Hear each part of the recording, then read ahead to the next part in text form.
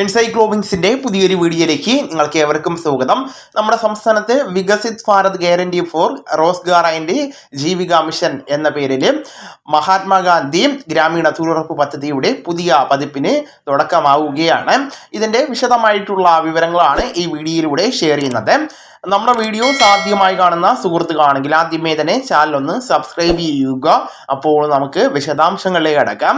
July 1 മുതൽ നിലവിലുണ്ടായിരുന്ന മഹാത്മാഗാന്ധി ദേശീയ ഗ്രാമീണ തൊഴിലുറപ്പ് പദ്ധതിക്ക് പകരമായിട്ട് VBGRMG എന്ന പദ്ധതിയാണ് നടപ്പിലാക്കുന്നതെന്നാണ് റിപ്പോർട്ടുകൾ പുറത്തുവരുന്നത്.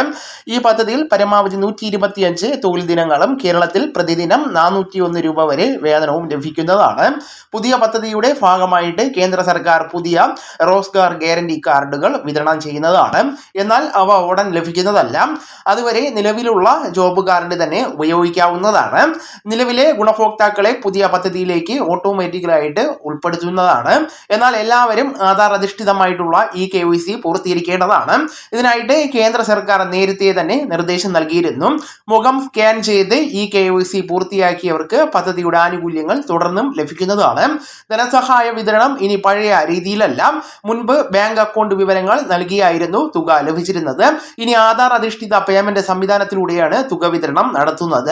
കൂടാതെ പോസ്റ്റ് ഓഫീസ് അക്കൗണ്ടുകളിലേക്കും തുക ലഭിക്കുന്ന സംവിധാനം ഉണ്ടായിരിക്കുന്നതാണ്. ധനസഹായം സമയത്ത് ലഭിക്കുവാൻ തൊഴിലാളികൾ കൃത്യമായിട്ട് തൊഴിൽ ദിനങ്ങളിൽ പങ്കെടുക്കേണ്ടതാണ്.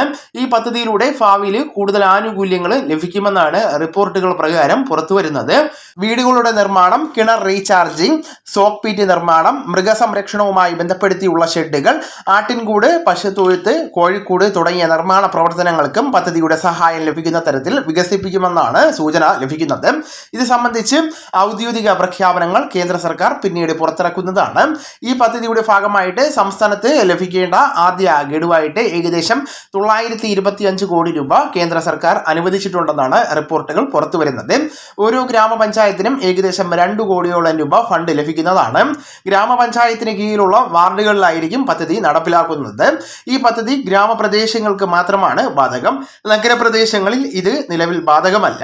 18 വയസ്സ് പൂർത്തിയായ ഏതൊരു വ്യക്തിക്കും തൊഴിൽ ആവശ്യപ്പെടുവാൻ അർഹതയുണ്ട്. പഞ്ചായത്തിൽ അപേക്ഷ സമർപ്പിച്ചാൽ 15 ദിവസത്തിനുള്ളിൽ ജോബ് കാർഡ് അനുവദിക്കുമെന്നാണ് പുതിയ വ്യവസ്ഥ. അതുപോലെ തൊഴിലാളികൾ ജോലി പൂർത്തീകരിച്ച് മസ്റ്റർ റോൾ സമർപ്പിച്ച ശേഷം 15 ദിവസങ്ങൾക്കുള്ളിൽ തന്നെ വേതനം ബാങ്ക് അക്കൗണ്ടുകളിലേക്ക് ക്രെഡിറ്റ് ചെയ്യേണ്ടതാണ്. കാലതാമസമുണ്ടായാൽ ഉത്തരവാദിത്വമുള്ള വിഭാഗം 0.05% നിരക്കിൽ നഷ്ടപരിഹാരം ഉൾപ്പെടെ നൽകണമെന്ന വ്യവസ്ഥയും ഉൾപ്പെടുത്തിയിട്ടുണ്ട്.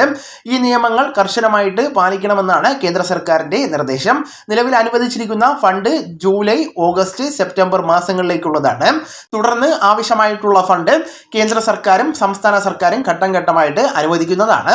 പദ്ധതിയിൽ 125 തൊഴിൽ ദിനങ്ങൾ അനുവദിച്ചിരിക്കുന്നുവെങ്കിലും എല്ലാ പ്രദേശങ്ങളിലും അത്രയും തൊഴിൽ ലഭിക്കണമെന്നില്ല.